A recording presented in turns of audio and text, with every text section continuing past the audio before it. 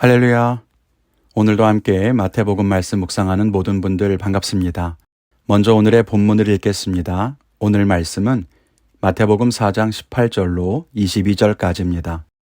갈릴리 해변에 다니시다가 두 형제 곧 베드로라 하는 시몬과 그의 형제 안드레가 바다에 금을 던지는 것을 보시니 그들은 어부라. 말씀하시되 나를 따라오라. 내가 너희를 사람을 낚는 어부가 되게 하리라 하시니 그들이 곧 그물을 버려두고 예수를 따르니라. 거기서 더 가시다가 다른 두 형제 곧 세베대의 아들 야고보와 그의 형제 요한이 그의 아버지 세베대와 함께 배에서 금을 깁는 것을 보시고 부르시니 그들이 곧 배와 아버지를 버려두고 예수를 따르니라. 아멘.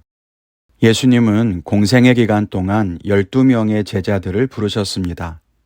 그리고 오늘 본문에는 어부였던 4명의 제자 베드로, 안드레, 야고보, 요한을 부르는 장면이 기록되어 있습니다.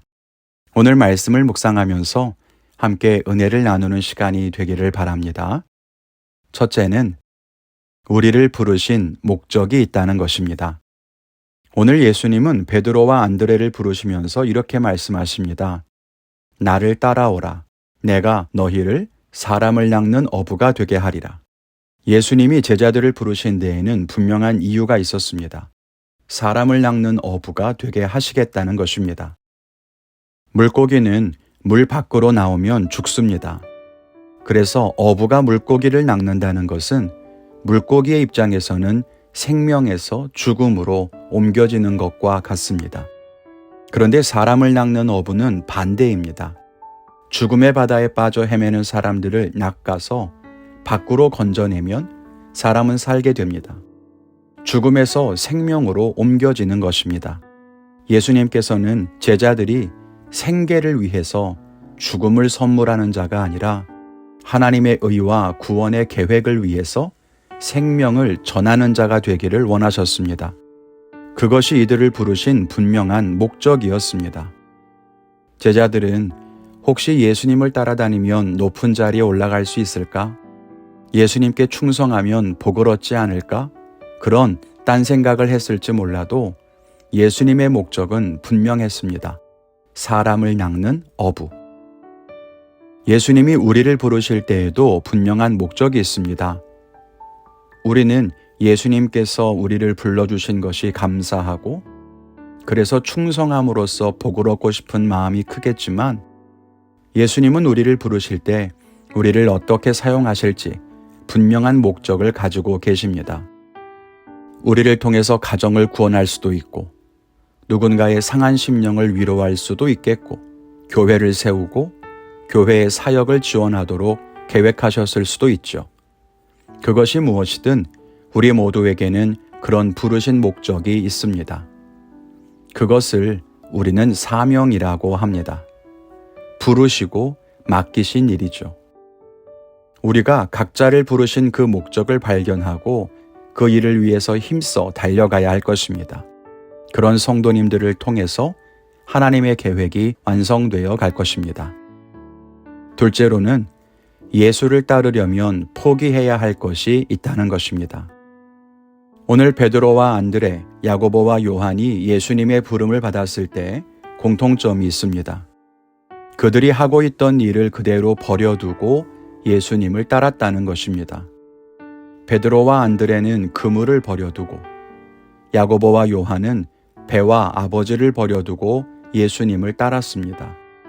그물과 배는 이들에게는 평생 동안 지켜왔던 생업의 도구였습니다. 그것 외에는 할 줄 아는 일이 없었을 것이고 그것이 없으면 생계를 유지할 길이 없었습니다. 그런데 그들은 예수님을 따르기 위해서 그것을 버려야만 했습니다. 왜 그랬을까요?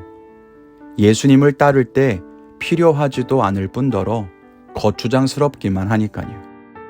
세상 속에서 살아갈 때에는 생계를 위해서 필요했던 것이지만 예수님을 따라다닐 때에는 필요하지 않다고 판단했기 때문입니다.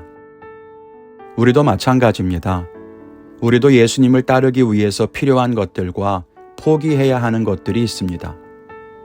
세상살이에서는 필요할지 몰라도 예수님을 따를 때에는 필요하지 않은 것, 세상에 있을 때에는 그럴듯하고 번듯해 보이는 것이어도 예수님을 따를 때는 거추장스럽고 불편한 것, 그런 것들이 있습니다. 그런데 우리는 여전히 예수님을 따른다고 하면서도 그런 것들을 지고 다니지는 않습니까? 예수님이 우리를 부르셨는데 큰 배를 질질 끌고 다니면서 예수님, 나는 주님을 따르는 일이 왜 이렇게 힘듭니까? 라고 질문하진 않습니까?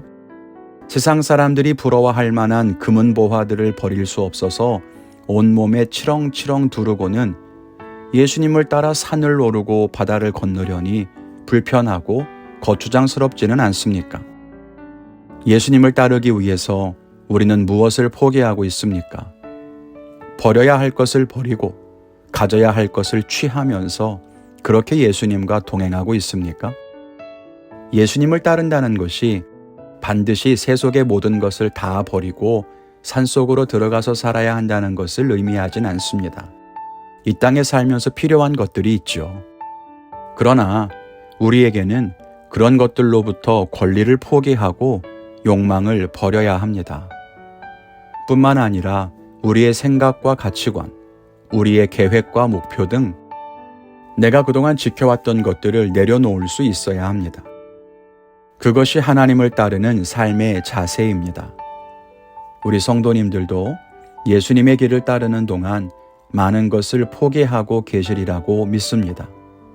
포기한 것에 미련두지 마시고 하나님이 주시는 은혜와 복을 사모하며 더 힘써 사명 감당하는 성도님들이 되시기를 바랍니다. 오늘 말씀을 통해서 어떤 은혜를 받으셨습니까?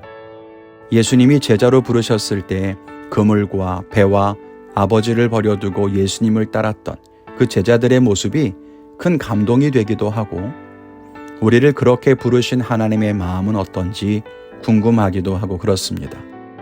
그래서 오늘 말씀을 보면서 나를 부르신 하나님의 목적은 무엇일까 다시 한번 생각해 보게 됩니다. 목회자로 부르시고 지금까지 말씀을 전하는 삶을 살게 하셨는데 어떤 특별한 목적이 있었을까 다시 한번 처음 부르신 순간을 기억하며 나의 사명을 분명하게 재정립해야겠다고 생각해 봅니다. 여러분들은 어떤 결단을 가지셨습니까? 오늘 하루 그 결단대로 살아가면서 다시 한번 여러분을 부르신 하나님과 동행하는 귀한 하루가 되시기를 기도합니다. 감사합니다.